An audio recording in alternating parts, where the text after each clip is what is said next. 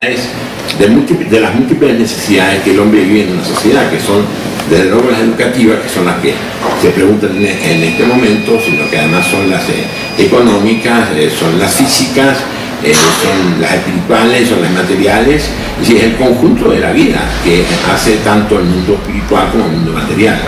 En ese sentido, cuando hablamos de política educativa, tenemos que saber situarla en un contexto de políticas que no son solo educativas, que son sociales, que son económicas, que son financieras, que son comerciales, que son de orden público, que son de relaciones internacionales. En ese marco de una concepción estratégica de lo que es el conjunto de políticas públicas, pienso que en este momento, en general, grosso modo, en el continente americano no hay políticas educativas.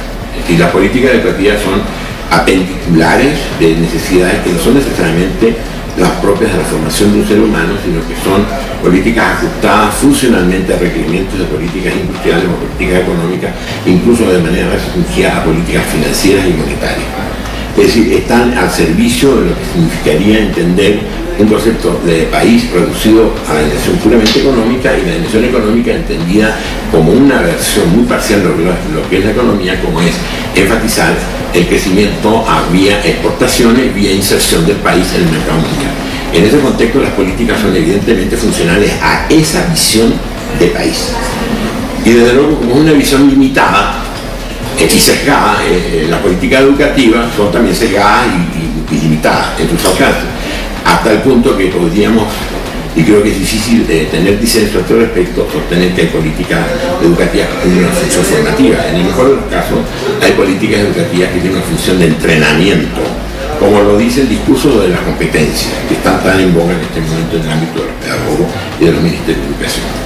Pero no hay formación, por lo tanto, el riesgo de carecer de estas políticas es que en el mediano a largo plazo los países de América Latina no van a tener seres pensantes. Es una afirmación muy dura la que estoy haciendo, pero que admite discusión por lo menos. No para estar de acuerdo con ella, pero por lo menos para asumir el problema. Es decir, formar recursos humanos calificados para facilitar la capacidad de competencia no es formar seres humanos, no es formar ciudadanos. Y sin embargo, por el otro lado, están emergiendo una serie de necesidades que requieren responder a insatisfacciones, a frustraciones que de no atenderse pueden dar lugar a comportamientos poco adecuados si queremos conservar un cierto equilibrio social, como son los comportamientos marginales, los comportamientos incluso antisociales, las distintas formas de delincuencia que en este momento surgen, muchas de ellas provocadas por la falta de oportunidades y por las frustraciones crecientes, sobre todo en la población más joven. Eso supone atender, esos son requerimientos que escapan a las políticas económicas y financieras y que requieren de una concepción más integral del ser humano, ubicados en esos contextos, de un modelo económico reducido a pocos factores, fundamentalmente a rigor financieros y comerciales, pero que no está abierto, por ejemplo, a entender la cultura del país y desarrollar en la gente la capacidad de reconocer sus propios pasos de vida y poder combinar lo que es ser persona y lo que es ser persona en sociedad. En ese sentido, creo que los desafíos frente a la política educativa son inmensos, creo que no se están contestando. Para decirlo en términos de una frase, en este momento no hay articulaciones de política en el continente y la política educativa no ocupa ningún lugar central. El lugar central en ningún país está definido por las políticas educativas, por lo general están dadas por las políticas económicas, financieras, y las políticas educativas son simplemente funcionales a esos requerimientos. A nadie se le ocurre pensar en una situación inversa, de montar o diseñar un modelo donde lo central sea lo educativo y por lo tanto donde en lugar de preguntar qué requiere la exportación de un país para ser competitivo, preguntarnos al revés, qué tipo de funcionamiento económico está reclamando un determinado tipo de formación de un ser humano que queremos formar, manteniéndolo con identidades culturales claras para que sea un hombre estable, que tenga claros horizontes de futuro y que pueda entender a la sociedad no solamente como el suelo dentro del cual se consume, sino el espacio del cual construye su vida. Es lo que yo podría decir respecto de la primera pregunta. En relación a la segunda pregunta,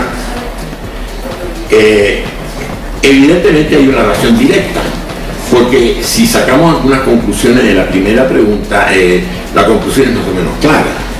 Se está generando desde muchos años una frustración creciente en la gente joven. Las estadísticas ocupacionales hablan por sí solas, no necesito darlas, que vengan los economistas a dar las estadísticas ocupacionales de la gente joven en estos países, y la marginación está claramente demostrada estadísticamente. Es decir, los jóvenes no tienen ocupación estable, no tienen una ocupación digna y menos un ingreso muy precario, y eso está generando una fuerte marginación de la gente joven.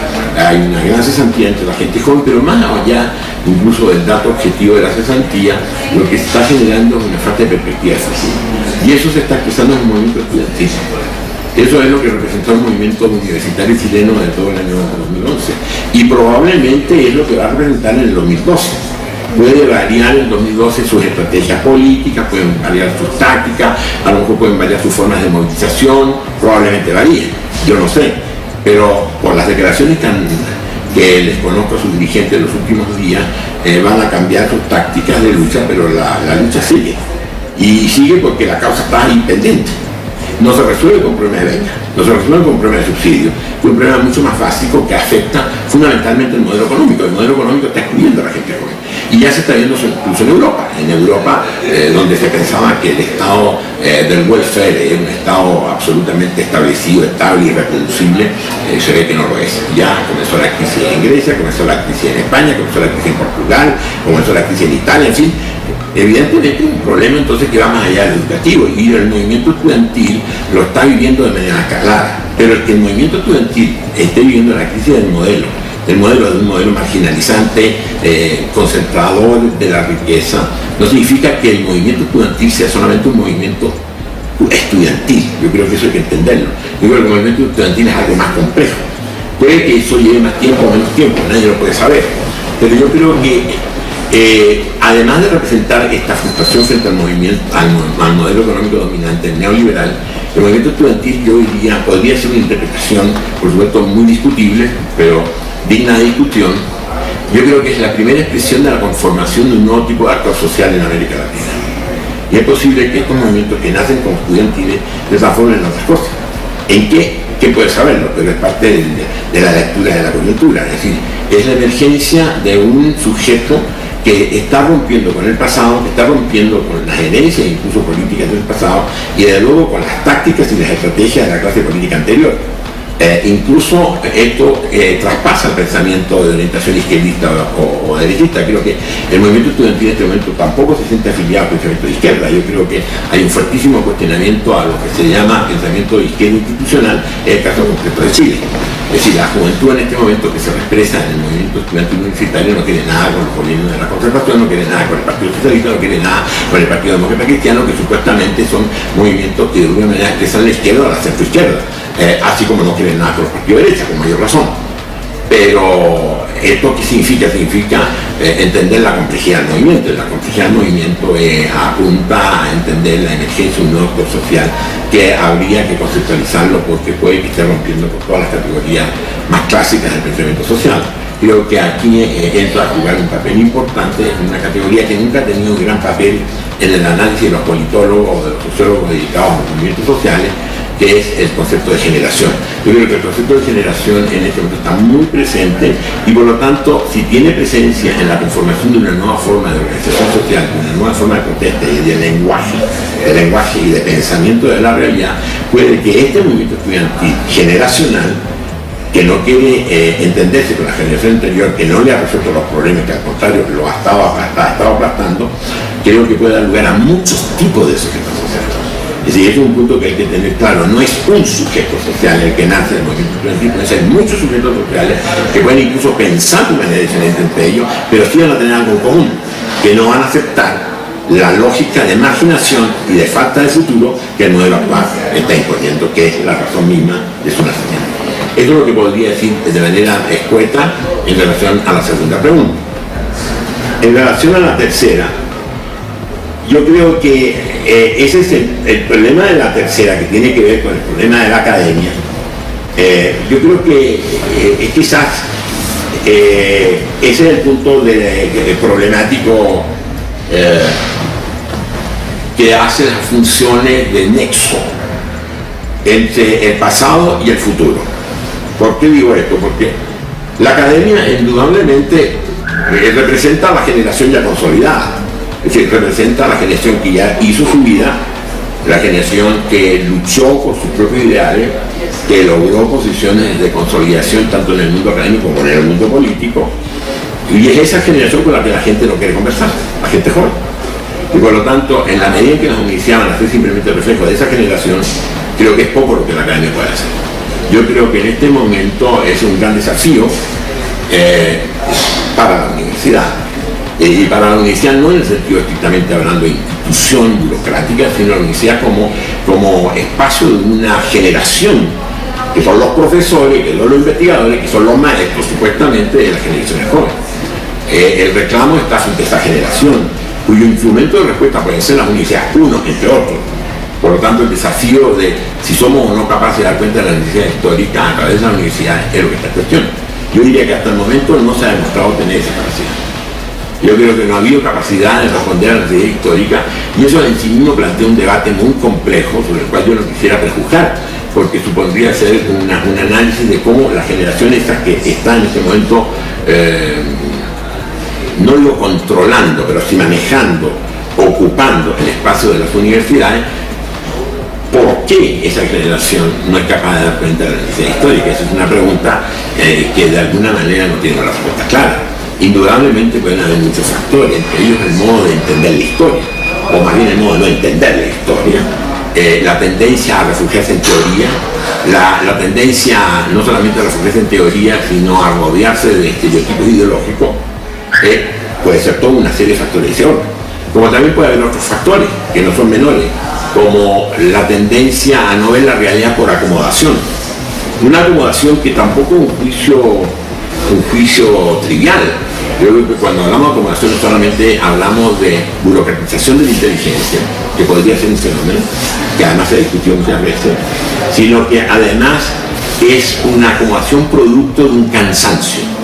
Es una generación que está cansada, y al estar cansada está sentada, y al estar sentada cerró los ojos y a lo mejor está durmiendo, digamos. Y eso es un punto muy respetable, porque una generación que ocupó un largo espacio de la historia, hizo lucha, se sacrificó por ciertos ideales, y eso hay que también reconocerlo. Gente que murió también detrás de determinados objetivos de reivindicación y de liberación o de emancipación. Y también se está dando un cansancio ideológico en mucha gente, un cansancio ideológico que se expresa en crisis ideológica, en crisis valórica, y que es lo que podría estar detrás de la acomodación, y el no querer ver más realidad, porque no tienen la fuerza para verla. Entonces eso está agudizando el problema. Entonces también este juicio que yo estoy dando no es un juicio de desvalorización de la academia, sino más bien tratar de comprender, para los efectos del poder frente a la academia, desarrollar algún tipo de política que estimule el nuevo pensamiento en gente que muchas de ellas no son viejos, mucha de esta gente está todavía en condiciones de seguir digamos, desempeñando sus funciones formativas, tienen esa vocación muchos de ellos, darle nuevo sentido, porque también ellos están viviendo la crisis de futuro, ellos también están viviendo la crisis de qué sociedad estamos viviendo, qué es lo que estamos construyendo como futuro, son también víctimas del modelo neoliberal. Entonces yo creo que eso es un cuadro muy complejo. Yo creo que lo importante aquí es no desvalorizar a la universidad, sino más bien problematizarla en términos de preguntarnos cómo es posible crear mecanismos que estimulen la creatividad de las universidades, orientadas no simplemente a la carrera académica, no simplemente para encerrarse y encerrar las miradas en miradas reducidas simplemente a lo temático de las especialidades, sino que sean capaces de tener visiones de conjunto que permitan reformar los desafíos de la historia de hoy día y poder traducir en discursos que tengan una función formativa frente a los jóvenes, y que le hable a los jóvenes desde sus propias necesidades y no se le hable a los jóvenes desde las nostalgias o desde las apuestas perdidas en el pasado. Yo creo que ese es un desafío que mínimamente está exigiendo esa generación, es decir, también está exigiendo que se la comprenda en sus limitaciones, porque también tiene sus posibilidades, no solamente sus limitaciones. Yo creo que ese es un punto que tenemos que colocar de manera muy equilibrada. Déjenme interrumpir un segundo.